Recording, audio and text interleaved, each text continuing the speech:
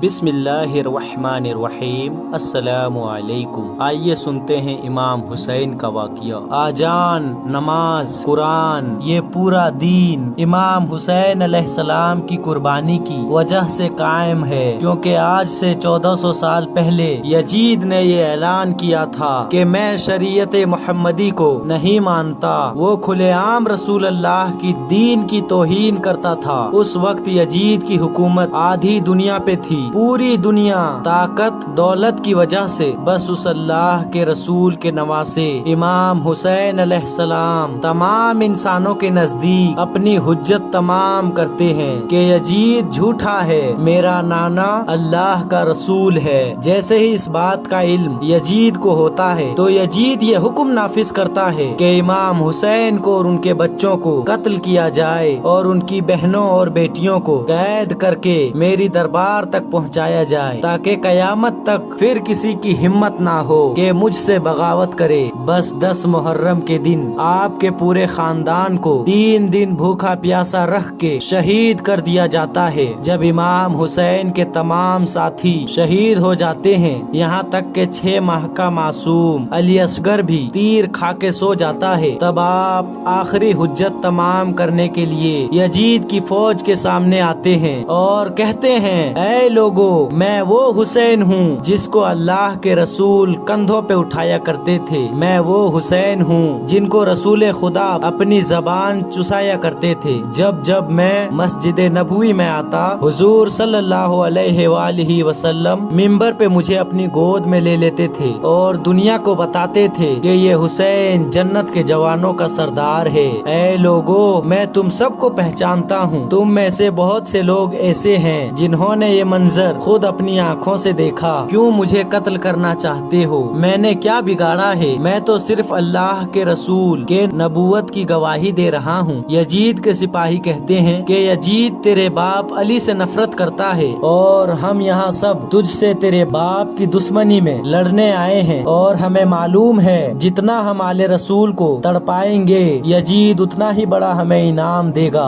बस उमर बिन साद कहता है, अब हुसैन के कोई बात न सुनी जाए, जाओ हुसैन पे हमला करो। जो जो इमाम हुसैन के सामने आता वो फितनार होता जाता। इमाम हुसैन की रगों में अली का खून था। वो जहाँ जहाँ रुख करते फौज भागना शुरू कर देती। फिर उमर बिन साद ने कहा, 700 का लश्कर हुसैन पे हमला करे। बस जब इमाम हुसैन उनको भी फितनार करते हैं तो हजारों का लश्कर इमाम हुसैन पे पलटता है। इमाम हुसैन जब उनको भी फितनार करते हैं तो फौजे यजीद इकट्ठा हमला करती है। आप शेर की तरह लड़ते हैं और कोई भी इमाम हुसैन के सामने टिक नहीं पाता, और आप कहते हैं, उठो अब्बास, एक भूखे और प्यासे की जंग देखो। देखो तुम्हारा भाई हुसैन कैसे लड़ रहा है। तारीख ने लिखा, मैदान पूरा हिलने लगता है, फौज भागना शुरू कर देती है। इतने में उमर बिन साद कहते हैं, हुसैन को मारना नामुमकिन है, जाओ खयाम को आग लगा दो। और कुछ सिपाही दूर से इमाम हुसैन पे हमला करे। जब इमाम हुसैन खयाम की तरफ जाए तो तमाम सिपाही तीर मारे, और जब मैदान की तरफ आए तो सिपाही खयाम की तरफ पलट जाए। सब सिपाही इमाम हुसैन से दूर चले जाते हैं और दूर से तीर, नेज़े, भाले इमाम हुसैन की तरफ फेंकते हैं। जिसके पास मारने के लिए कुछ नहीं होता, वो करबला की जमीन से पत्थर उठा के इमाम हुसैन को मारना चाहता है, और वहाँ कुछ जालिम खयाम को जला देते हैं। इमाम हुसैन कभी खयाम की तरफ जाते हैं, कभी मैदान की तरफ आते हैं। लाखों का लश्कर एक तरफ और बीवी फातिमा जहरा का बेटा एक तरफ। बस इतनी देर में आवाज़े गैब आती है कि ए हुसैन, तेरा अल्लाह तुझसे राजी हो गया। इमाम हुसैन तलवार को रोक लेते हैं और अल्लाह की इबादत में मशरूफ होते हैं और अल्लाह का शुक्र करते हैं। इतनी देर में आपके पुश्त पे कोई जालिम वार करता है। आप घोड़े के जीन से जमीन को आते हैं। ये मंजर दूर से जैसे ही बीबी ज़ैनब ने देखा तो आप जमीन से कहती हैं, ए जमीन, थोड़ी सी ऊपर हो जा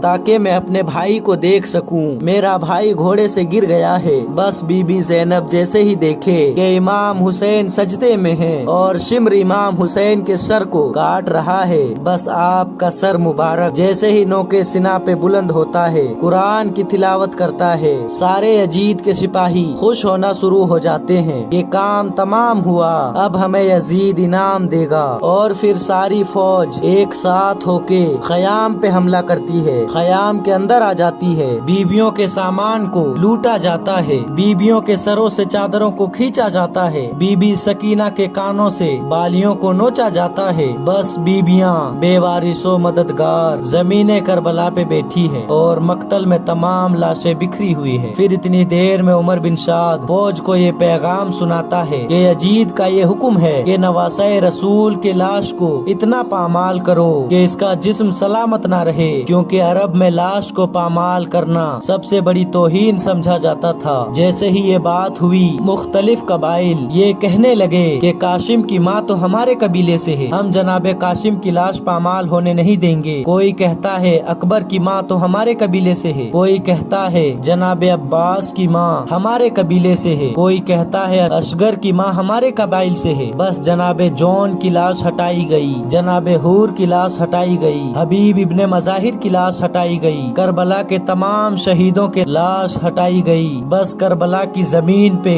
رسول اللہ کے نواسے کا جسم پڑا رہا، اور پوری امت میں سے کہ کسی نے یہ نہ کہا کہ یہ ہمارے رسول کا نواسا ہے۔ بس مشرق کی گھوڑے کو مغرب کی طرف اور مغرب کے گھوڑوں کو مشرق کی طرف دوڑایا جاتا ہے، امام حسین کی لاش کو پامال کیا جاتا ہے۔ امام حسین کا جسم جیسے ہی پامال ہونے لگتا ہے تو آپ کے جسم کی ایک ایک حصے سے یہ آواز آتی ہے کہ لا الہ الا اللہ محمد الرسول اللہ۔ تو یہ تھا 10 محرم کا واقعہ امام حسین کا۔